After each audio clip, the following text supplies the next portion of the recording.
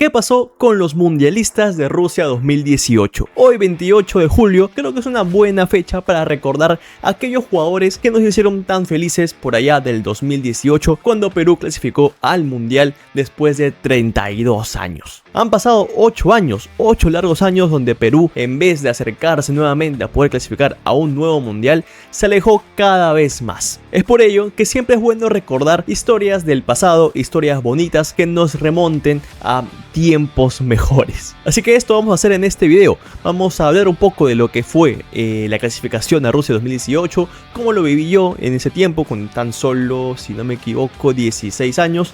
Y al mismo tiempo también vamos a repasar dónde están los jugadores que, bueno, nos llevaron al mundial, que jugaron el mundial, los jugadores más importantes, y en dónde estaban en aquel momento, dónde estaban cuando llegaron a Rusia 2018, y tratar de hacer un paralelismo con lo que tenemos hoy en la selección peruana, porque hoy por hoy, si bien en aquel entonces no teníamos jugadores en todas las mejores ligas del mundo, teníamos jugadores en ligas más competitivas de lo que tenemos hoy por hoy. Para empezar, hay que empezar hablando de dónde estaban los futbolistas más importantes de la selección en aquel entonces, en aquel 2018. Galés estaba en el Veracruz, Advíncula estaba en los Lobos WAP, también en México, El Mudo estaba en Junior de Barranquilla, Cristian Ramos estaba también en el Veracruz, Miguel Trauco estaba en Flamengo, cómo olvidarlo, cuando hacía esa dupla con Paolo Guerrero, luego también Tapia estaba en Holanda, estaba en el Feyenoord, luego Yotun estaba en el Orlando City, Farfán estaba en el Lokomotiv de Moscú, cómo olvidar cuando se fue a Rusia y le fue bastante bien, aunque muchos no lo esperábamos, luego también Cueva estaba en Sao Paulo, es seguramente una de las mejores versiones que hemos visto de Cueva en su carrera, en Sao Paulo, donde creo que en Brasil más o menos dejó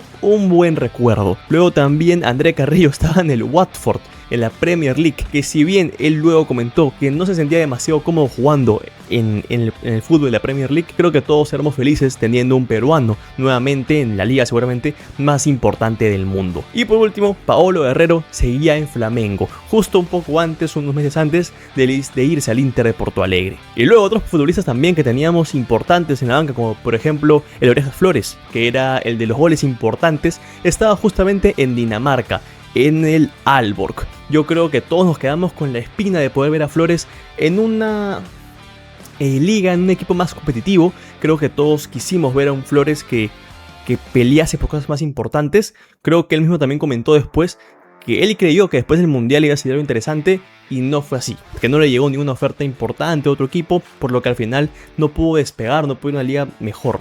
Pero creo que todos nos quedamos con la idea, con la espina de que el Orejas lo podía hacer bien en una liga un poco más complicada. Aquino también está en los Lobos WAP, teníamos bastantes jugadores en la liga mexicana, una liga bastante competitiva. Y bueno, si bien hoy Aquino está bastante lejos de lo que uno esperaba que fuese su carrera después de que lo fichó el América, es cierto que en ese tiempo seguía siendo un jugador competitivo. Y también, por ejemplo, Paulo Hurtado, que sabemos que hizo una carrera interesante en Portugal, en el Vitória Guimarães. Bueno, en 2018 seguía ahí. Y ahora de pasar a ver dónde están hoy aquellos mundialistas 2018 en la actualidad, hay que hablar un poco también, bueno, yo les quiero comentar un poco de cómo fue para mí vivir la clasificación de Perú al mundial. Yo tenía 16 años cuando eso pasó, era bastante joven, y yo crecí, como muchos de ustedes seguramente, escuchando a personas hablar respecto a lo que había sido Perú en los mundiales allá por los 70, y que habíamos hecho cosas muy interesantes, habíamos hecho cosas muy buenas. Teníamos uno de los goleadores de los mundiales, que era Teófilo Cubillas, con 10 goles, seguramente el mejor gol de tiro libre en la historia de un mundial también lo tiene Teófilo Cubillas. Y yo crecí con esa idea de que Perú en los mundiales había brillado, y al mismo tiempo tenía la idea también de que no le íbamos a volver a repetir, de que no le íbamos a volver a ver. Yo crecí con una selección peruana a la que no le iba bien, a lo que, a pesar de tener jugadores importantes como era el Loco Vargas, como era Pizarro, como era Guerrero, como era Farfán, como eran muchos otros, nos parecía que las cosas nos salieran bien. Parecía que siempre había uno que otro temas extradeportivos, temas dentro de la cancha, y a pesar de que había talento, a pesar de que había material, más que hoy, por ejemplo, uno, a pesar de todo eso, no veía a Perú clasificando un mundial. Creo que el que nos cambió la cara, el que nos cambió la mentalidad, el que dio un golpe sobre la mesa y tomó decisiones importantes que a lo mejor otros no se atrevían a hacer, fue justamente Gareca. Gareca, creo que cuando llega de la mano de Edwin Oviedo, creo que será la tarea de, primero, apostar, darle la confianza a lo que ya sabíamos que funcionaba, y cuando vio que no respondía, cuando vio que no podía manejar de la mejor manera a estos futbolistas, dio un volantazo, dio un golpe en la mesa, hizo un cambio, apostó por chicos jóvenes, apostó por caras nuevas que a lo mejor uno no tenía tan mapeado, pero que estos chicos tenían la ilusión, tenían las ganas de comerse la cancha cada vez que jugaban. Por ejemplo, caso Flores, caso Ruidíaz, caso Yotun, caso Tapia, entre todos, ¿no? Habían muchos jugadores que a lo mejor no eran tan conocidos, no eran los cuatro fantásticos, pero tenían el compromiso que por lo menos algunos de estos en su momento no tenían. Entonces creo que Gareca supo dar ese volantazo, le dio una identidad a Perú, un equipo que defendía bien, pero que a la vez podía jugar bien con la pelota. Era un equipo que sabías que podía ganarte los partidos jugando bien, tenía esos toques rápidos, mantenía bien la posesión. Creo que con Gareca al mando Perú dio un giro total. Creo que ha sido, no sé, yo no vi muchos técnicos realmente, pero yo creo que ha sido el mejor de los últimos años sin lugar a dudas, si no el mejor entrenador en la historia de Perú. Y bueno, creo que realmente hay que hacerle muy agradecido a Gareca por lo que nos dio. Nos llevó un mundial, luego nos llevó a una final de Copa América, luego volvimos y en el repechaje en el mundial.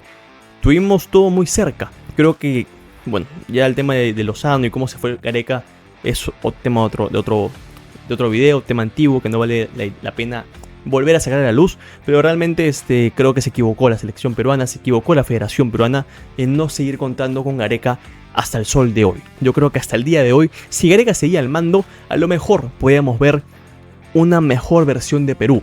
Es cierto que el material no está, ya no hay jugadores como los que habían antes, pero creo que Gareca de todas formas había llegado bien al jugador, sabía cómo tratar al futbolista peruano, creía realmente en él, y creo que hoy no estamos viendo eso en la selección peruana.